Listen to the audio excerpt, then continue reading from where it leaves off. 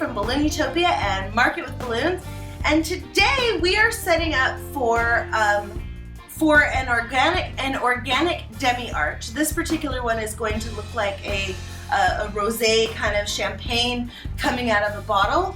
But to start with, let's talk about actually inflating the balloons. So the hardest part for a balloon professional is to blow up the balloons different sizes. And I am no exception to this. So first of all, it's also hard to get random colors. So the way that we do it, and we already did this, but I'll show you from the 5-inch, which we'll be inflating later, is we like go and mix them, like throw them into a box and mix them all up. Can you see that? And then we just put it all into a bag so that we're randomly pulling it. See? We're randomly pulling it and not, you have a habit of, it's very easy to try to be like, oh wait, I'm getting a pattern, and sometimes those patterns do develop. So the next thing is that instead of using the Precision Air or a sizing machine, I'm just using what I call the bucket. This is the Air Force 4. You see it's got 4 blowers, and this is a good activity for somebody who doesn't know balloons very well, because whereas normally their lack of sizing ability is a liability, in this case it actually could be helpful. So I'm just going to turn on the blowers, and it's going to get noisy. Maybe. Oh, there it is. All right. And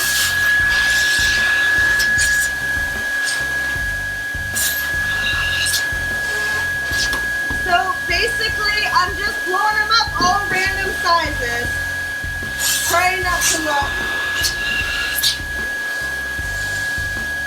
And the main thing is that I want to keep them round. I don't want them, I don't want them getting all egg-shaped on me. I really want them to stay underinflated and kind of round. And so you see, although I'm doing all different sizes, at this point, I'm only doing 11-inch balloons.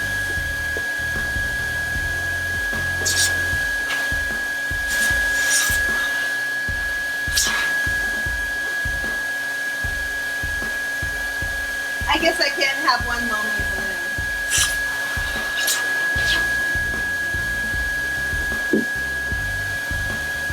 Okay, so after we've made a big giant mess and we've got all of these balloons of different sizes all over the place. Now, I don't know if you heard me before because the blower is on, so I'm gonna repeat it. And that is that at this point, I'm only using 11-inch balloons. What I found is that if you're making a garland and you have 11-inch and 16-inch and 5-inch all in that same four pack for the garland, like it starts to curl in on itself. It just won't work very nicely. So what I'm gonna do is I'm gonna start with the odd size 11-inch balloons, make my baseline garland, and then I've got some 16-inch and 5-inch, and we'll even be adding some 3-footers and a couple of orbs into it later on. So for now, we're just gonna do this, and then we're gonna blow up all the 5-inchers and put them in a bag, and the rest of it we'll be doing on site. Okay, so I have here two 260s. Doesn't really matter the color, they're not really gonna be seen. I'm essentially using it as a rubber band or as a string. So now you're just randomly taking your duplets and making your quads. So the first one, and I'm gonna do these, I'm only gonna do each one as a 5-pack to make it easy for us to transport, and then we'll put those 5-packs together on site. So you see I've got the 2 balloons, and I'm gonna use a flat surface here. And the nice thing is, if at all possible, just try not to even look at the colors.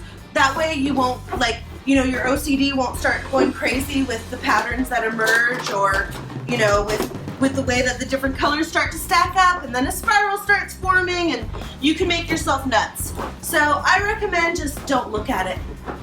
Just don't even look at it until you get to the last step, which is the manicuring, and then you're looking at it and going, okay, what do I need to keep it balanced? Where do I need to add color? Where do I need to add width?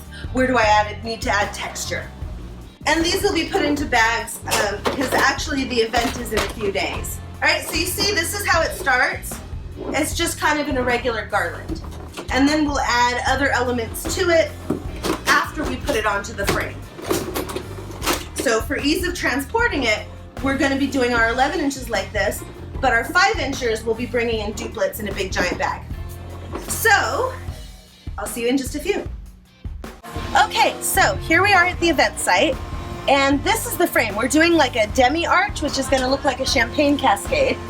So what I have here is I have a 7-foot piece of EMT, which we've kind of bent just into an odd shape. And then I have a little piece of aluminum rod coming off of it. I don't know if you can see this over here, right here. And I'm gonna lay this down. And you see I have it on my regular base plates. And the aluminum rod, in this case, it's 1/4 inch aluminum rod, and I'm just straight up gonna tape it to the EMT. So you see it was taped before, because we have used this frame before. And then we will ultimately be adding garland to it as well, you know, on fishing line.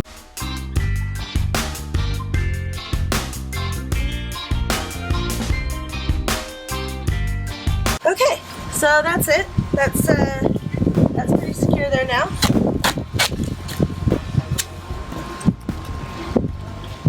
A little bit more down here, just to be on the safe side. In general, I'm a fan of over taping. I'd rather use way more than I need than not have enough. All right, so now, actually I'll leave that there for the wind. All right, so now, what I've got here is I've got some small pieces of garland, and we did them this size just to make them easier to transport. We could have made them larger, but I also think that because the frame is a little bit, you know, wavy, it's going to be easier with these smaller pieces for us to put it on the frame. I can only do it one piece at a time. Normally I would do multiple pieces and have them out that I can grab them, but we got to work with the wind here. So, like you guys have seen before, we're just going to twist it on.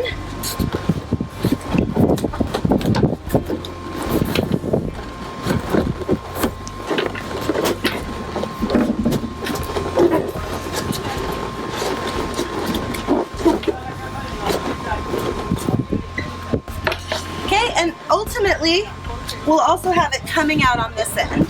But first, we're going to give our base framework, and then we're going to add the pieces to it.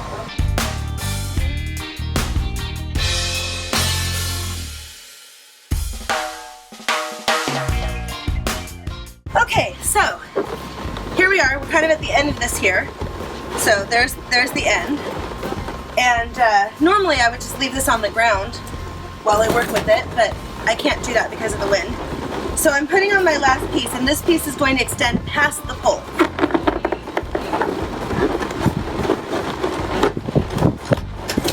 And the thing is, don't worry about gaps and stuff because you can fill the gaps later.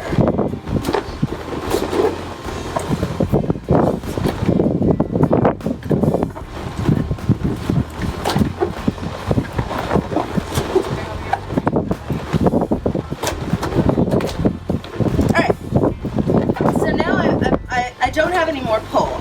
Now, if you remember, we did this on 260s. You could also just use some fishing line, but because I've got the extra length of the 260, I'm just going to use that to connect these. And then ultimately, I'm going to be tying it to the pole of the pipe and drain. I'm just tying this in, and I'm also tying it down all the way to the pole and onto the pole, just for extra security, onto the piece of aluminum rod. And like I said, this is 16-inch aluminum rod that we're using here. I'm sorry, no it's not. It's 1/4 inch.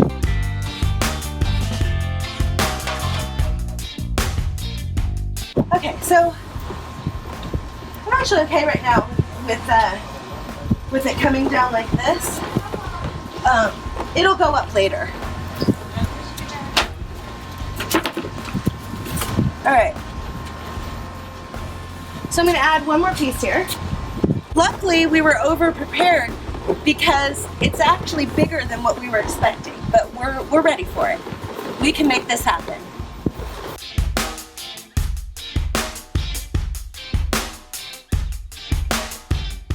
So this looks pretty cool as it is, but now the magic's gonna happen. So now, here's what's important. Here's what we're gonna do. So I've got this big bag of all of the little tiny chiclets, and what I've got here is 260s that I cut in half. And I'm just gonna take some random size 260s. I'm gonna make a quad of one, put one in my pocket, I only need half. You see, this is a nozzle of one of the smaller balloons. This is my 260. I'm actually going to tie it right onto one of the nozzles. Just like that, okay? And I'm gonna do the same thing on the other side. Essentially what I'm doing is I'm using this as a little rubber band, right? So now I have these two clusters with a piece of 260 between them. My God, it's so windy. Okay, and I'm only just gonna show you this, and then we gotta turn off the camera because I need all hands on deck, and then we'll come back partway through, we'll take some pictures, and we'll show you what it looks like as we progress, but you get the basic idea here. So all we're gonna do is we're just gonna take this, and quite simply, and there go my balloons. We're just gonna take it, and using that 260, we're just gonna put it in. And then as you go along, you'll manicure it, and you'll see how it flows, okay? So that is the thing about organic, is it's not modular. It's really do it and then step back and look and see how it was. So we'll be back in just a bit. So we got Mary on the ladder, and she's fixing the bottle and then like kind of manicuring it. You can see it's kind of starting to take shape.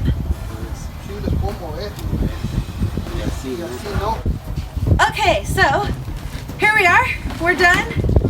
It was a bit of a challenge because of the wind. It's died down a little bit now, but it was not necessarily the easiest install. But I think it came out really nice.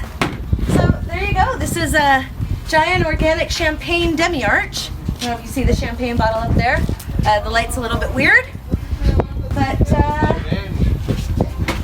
yeah.